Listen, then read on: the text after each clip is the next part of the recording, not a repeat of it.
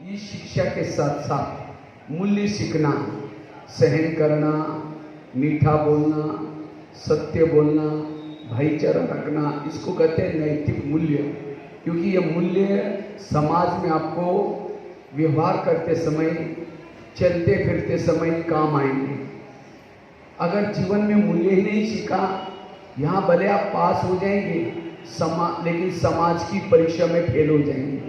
आज समाज में लोग सुसाइड करते हैं, कोई नशा करते हैं, कोई किसी का मर्डर करते हैं। ये सब जो अपराध हो रहे हैं, इसका मूल कारण है जब वो शिक्षा क्यों ले रहे? क्योंकि इस शिक्षा से हमारा चरित्र बन जाए, हमारे संस्कार अच्छे बन जाए।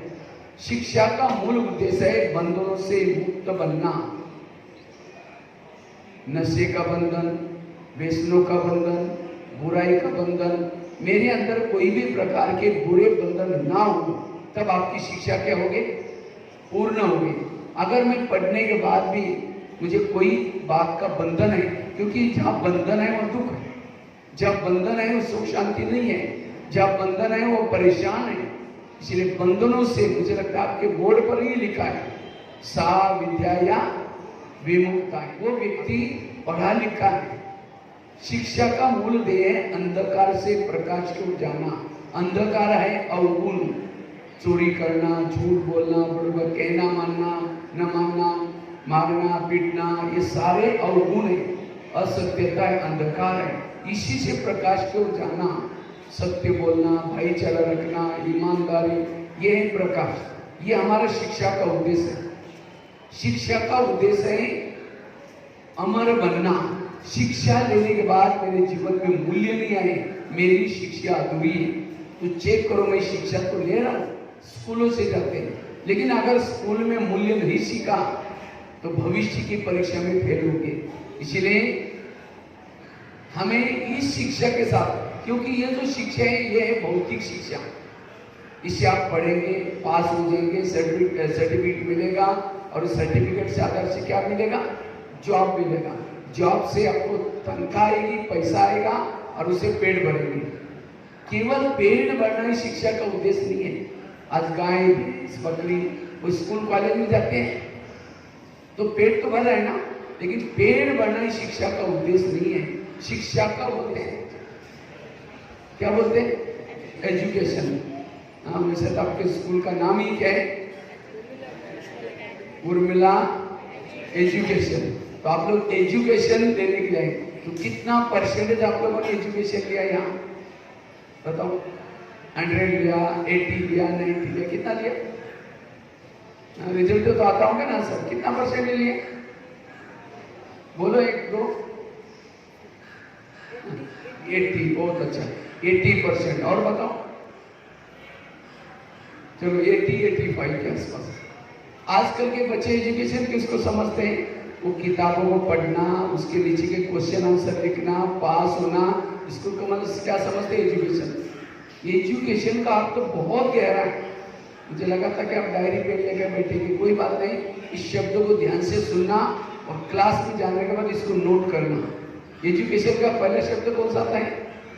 ई फॉर एम्पावर बनना, सशक्त। जो नहीं देखना उसको नहीं देखना, जो नहीं खाना उसको नहीं खाना, जो नहीं बोलना उसको नहीं बोलना, इसको कहेंगे एम्पावर। डिसिप्लिन, बोलने की, देखने की, माँ बाप के साथ, मित्रों के साथ, इतना ही नहीं, हर इंद्रियों पर हमारी क्या चाहिए? डिसिप्लिन। वो है पढ़ा लिखा। तीसरा शब्द यू फॉर अंडरस्टैंडिंग, समझ, राइट के, रॉन्ग के, अच्छा के, बुरा के, इसकी समझ आना, वो है एजुकेटेड। आगे के शब्द सी फॉर कैरेक्टर, कहते धन गया थोड़ा कुछ गया, हेल्थ गई थोड़ा कुछ गया, चरित्र गया। लेकिन आज के लोग क्या समझते? चरित्र गया कोई आचा नहीं, हेल्थ गई ठीक कर देंगे, लेकिन धन गया सब कुछ गया। आज धन के पीछे कोई बेईमानी का काम करता है, पीछे सुनाई पड़ रहा है। जिनको गुस्सा आता है पीछे नहीं देखना, आप लोग, आपको गुस्सा आता है ऊंचे ऊंचे खड़ा करना, और ऊंचे ऊंचे करो। चलो बहुत अच्छा, लगभग 70-80% बच्चों ने हाथ खड़ा किया। कईयों को आता भी होगा तो सोचे कि दोस्त भी चिढ़ाएगा मुझे, इसीलिए। लेकिन ये बताओ, आपने सच बोला, इसे आपने ताली बोलो, ताली बोलो। गुस्सा करना अच्छा है बुरा तो क्यों करते थे? बुरा है फिर क्यों करते? हाँ आता है उसके मामले सवाल होगा तो क्या उल्टी बनेगी उसकी? टीचर शिल्पकार है।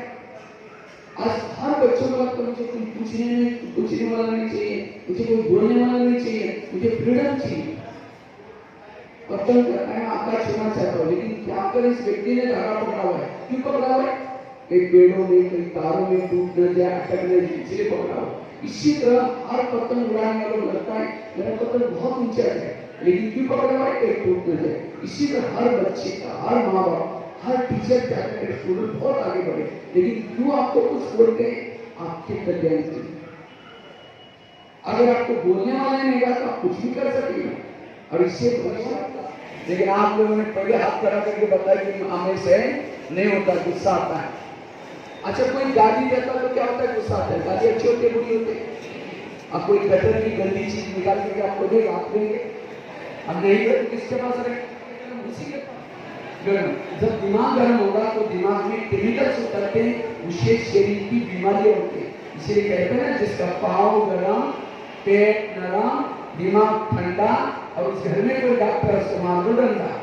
पाँव को गर्म रखो, पेट को नरम रखो और दिमाग को ठंडा रखो। और वैसे तो कौन सा क्लास है? 9th और 10th, और 10th वालों का 9th वालों का अगला साल बहुत महत्व का रहेगा पूरा लाइफ में, क्योंकि 10th के आधार से पूरा आपका बिल्डिंग बनने वाली जीवन की। इसलिए 9th वालों को तो मैं क्या करता था, जैसे परीक्षा पूरी हुई, पढ़ाने से पहले हम खुद ही मेहनत करके पढ़ते थे। तो इसलिए अभी से आप क्या करो, मैं क्या करता था अपने रूम में जहाँ सोता था वहाँ इस साल में कितने मार्क लेने वाला हूँ इसको लिख करके क्या करता था, लगाता था। और कोई मुझे दोस्त बनाने के लिए आता था खेलने कूदने के लिए, मैं कहता था मेरा एक दोस्त है, मैं उसको पूछ के आऊँगा। मैं उस मार्क के पास जाता था, मार्क को देखता था, तो मार्क कहते थे अगर मुझे प्राप्त करना है उसकी दोस्ती छोड़ दो, मेरी दोस्ती कर लो, तुम पढ़ाई कर लो। और इसीलिए जितना हम लक्ष्य रखते थे उतने मार्क लेते थे। इसीलिए इस साल में बिल्कुल इस साल समझो कि मेरे जीवन का फाउंडेशन बनने वाला है, इसलिए मुझे इन बातों में नहीं जाना, जो भी देखना है उसके बाद देख लूंगी।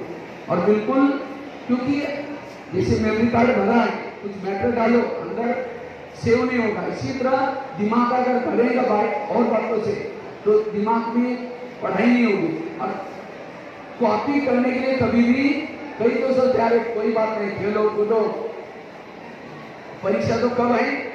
मार्च में होने वाली है। जैसे कबूतर क्या समझता है, बिल्ली तो दूर है, वो आराम से आंखें बंद करके बैठता है, बिल्ली तो दूर है, लेकिन बिल्ली आकर उसके ऊपर सीधा कट मार देते हैं। इसीलिए राइटिंग और वो व्यक्ति का व्यक्तित्व, इसका बहुत बड़ा फर्क है। जिसका राइटिंग टेढ़ा वो व्यक्ति भी टेढ़ा ही होगा। जिसका राइटिंग कुछ समझ में नहीं आता वो व्यक्ति का व्यक्तित्व कुछ पता भी नहीं चलता वो सच्चा है या झूठा है। राइटिंग लेकिन आज के बच्चे लिखना, अब देखो मेरी इतनी उम्र हो गई तो भी रोज मैं 5-6 पन्ने लिखता रहता हूँ अपने हाथ से, और कभी बॉल पेन यूज नहीं करता हूँ, शाई पेन या स्केच पेन यूज करता हूँ। इतना सुंदर राइटिंग, इसलिए राइटिंग बहुत अच्छा चाहिए आपका परीक्षा के समय, और बिल्कुल एकाग्रता से अभी से आप लोग को तैयारी करनी है। अभी अगला साल हमको अच्छी तरह यह करना है, इसलिए अभी से आपको फाउंडेशन बनाकर रखना है। और जो सब्जेक्ट कच्चे हैं, 10वीं वालों को भी और 9वीं वालों को ध्यान रखना है, जो सब्जेक्ट आपका कच्चा है, पता है कि मैं फेल होने वाला हूं, उसको ज्यादा ध्यान दो। नहीं तो बाकी सभी में अच्छे मार्क आए, एक में फेल हो गया तो फेल ही कहेंगे। मुझे इंग्लिश नहीं आती थी तो मैं क्या करता था, सप्ताह के 4 दिन बाकी सब्जेक्ट की स्टडी करता था और 3 दिन केवल इंग्लिश के पीछे लगा रहता था, और उसको बराबर पास किया या किया। कम आती थी लेकिन ज्यादा ध्यान दिया इसलिए पास हो गया। और हम क्या करते जो सब्जेक्ट दूसरों के बारे में सोचते हैं, अब इस 3 मिनट के लिए अपनी अंतरात्मा को देखो और चेक करो मेरे अंतरात्मा में किस प्रकार के दाग लगे। गलत संगत का दाग, बड़ों का कहना न मानने का दाग, गुस्सा करने का दाग। अगर ये दाग मेरे जीवन में है तो मेरे जीवन की नैया डूब सकती है। इसलिए मुझे इन दागों को मिटाना है, क्योंकि मैं एक साधारण बालक नहीं हूं। भगवान इस धरती पर मुझे बहुत बड़े कार्य के लिए भेजा है। ये गुस्सा करना, झूठ बोलना,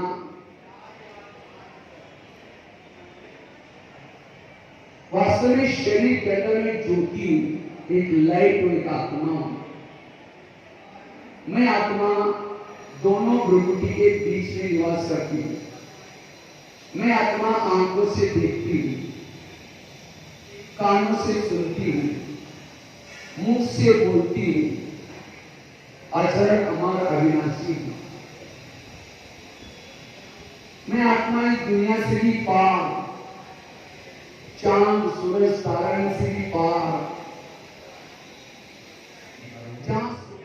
और आपने इतना कीमती समय हमारे विद्यालय को दिया और हमारे बच्चों को जो भी आपने सिखाया उसके लिए विद्यालय आपका अभिनंदन करता है।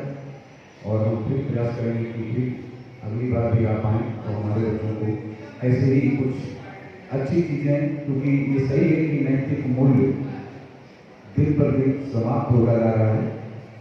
तो आप जैसे वक्ताओं की आवश्यकता है जो बच्चों के अंदर एक नया जीवन, नया संचार इनके अंदर है, उसके लिए विद्यालय आपका बहुत बहुत आभारी है।